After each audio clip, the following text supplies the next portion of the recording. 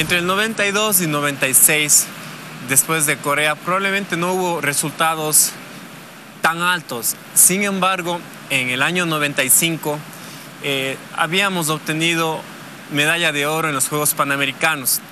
¿A quién habíamos ganado? Le habíamos ganado al récord del mundo Bernardo Segura de México.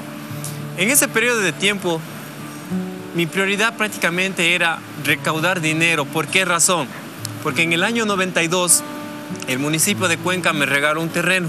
Nosotros no teníamos casa propia. Entonces, en el periodo del 92 al 96, recaudar dinero era la necesidad para construir la casa.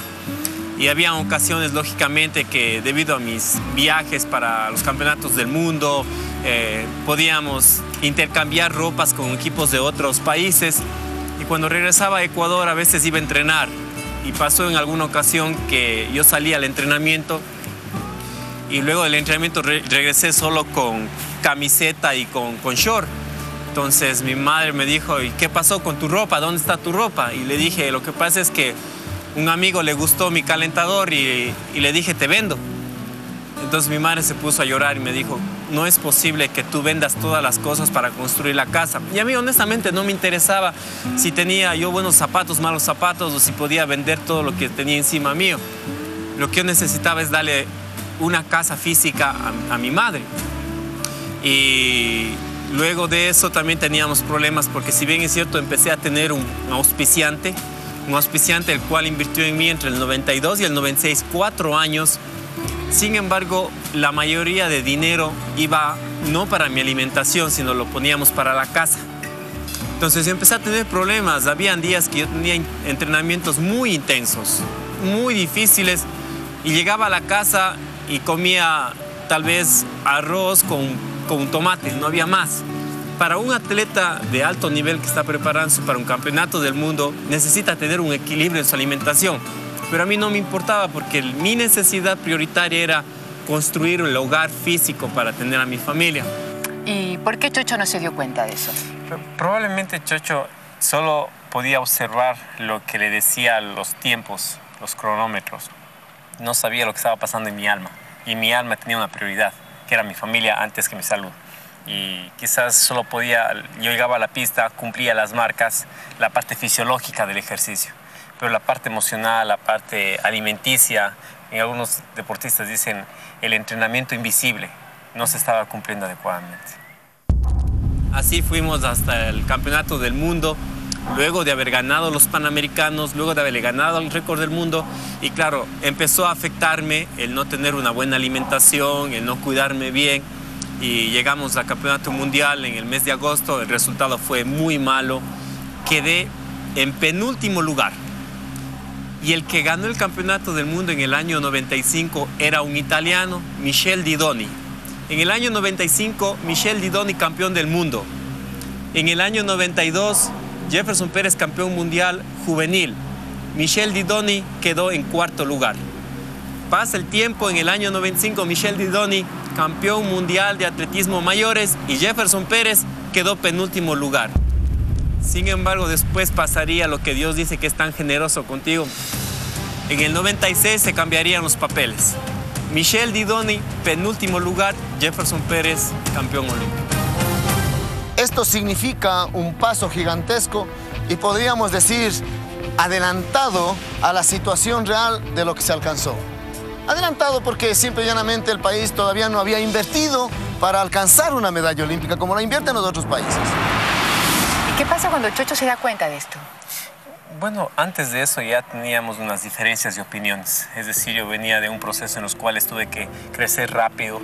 Mi padre fallece, de alguna manera soy el mayor en mi casa. Tengo que proteger a mi familia, tengo que apoyar a mi madre, tengo que ser responsable con mis estudios.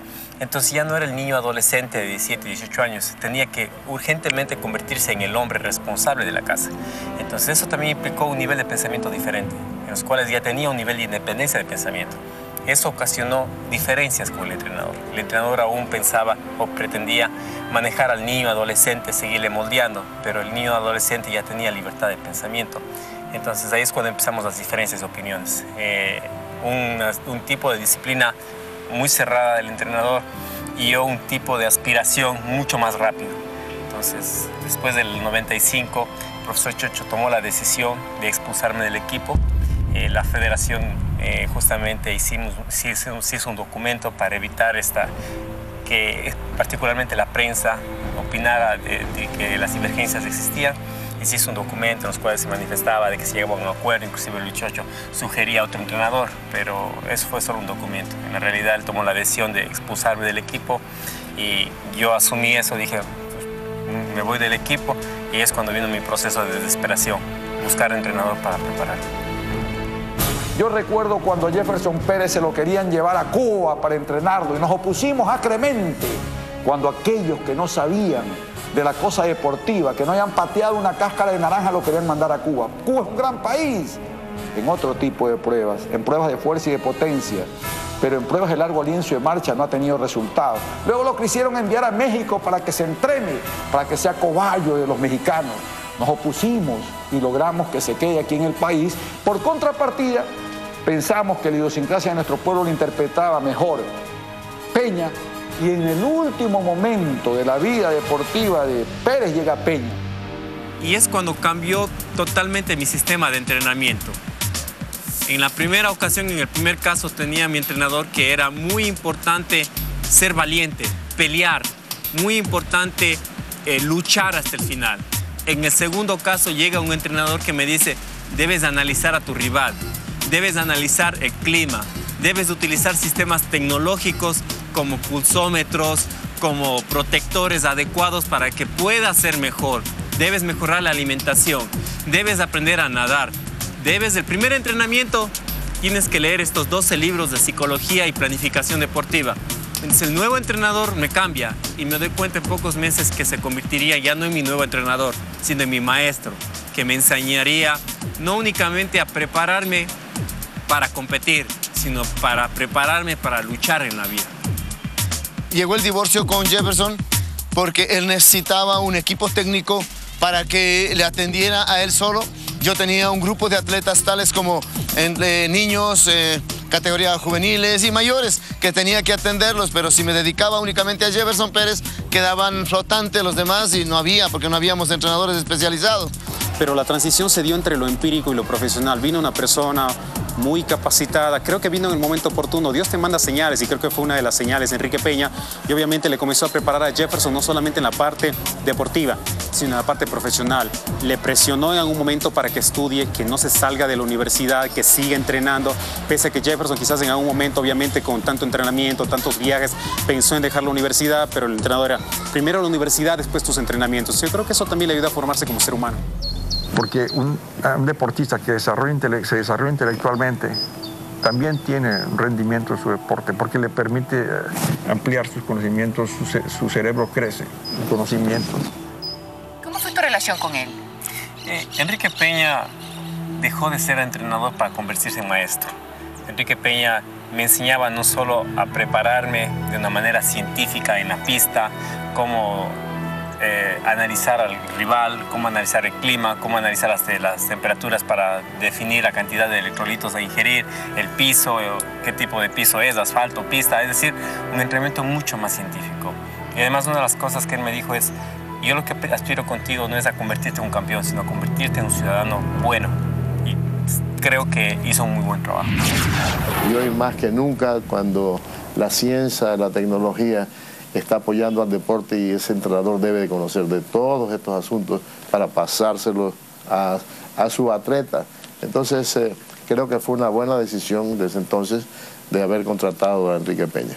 Bueno, tratar de entender básicamente que el esforzarse al 100% no siempre significa hacerlo todas las cosas de manera dura todos los días.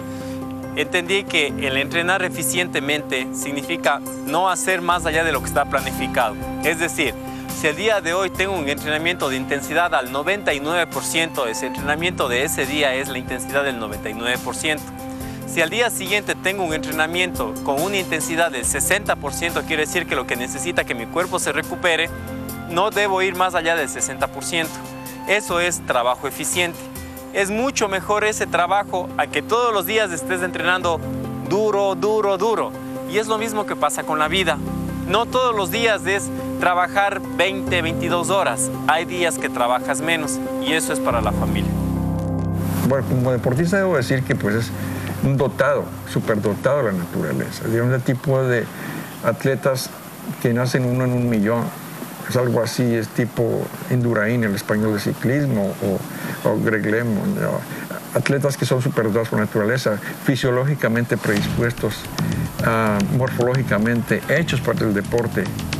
Pero más importante de Jefferson Pérez es su capacidad de tolerancia al sufrimiento. Un muchacho de extracción humilde, que crece con muchas cosas en contra, es decir, muchas privaciones. Entonces, un muchacho que tiene una gran fortaleza mental, que es con la que recurría a la hora de las competencias fuertes. Él no se daba por vencido. Había que verlo competir para ver la cara de fiera que ponía cuando estaba en momentos en que todos dolían. Él tenía la cara de una fiera peleándose contra el esfuerzo y contra los rivales.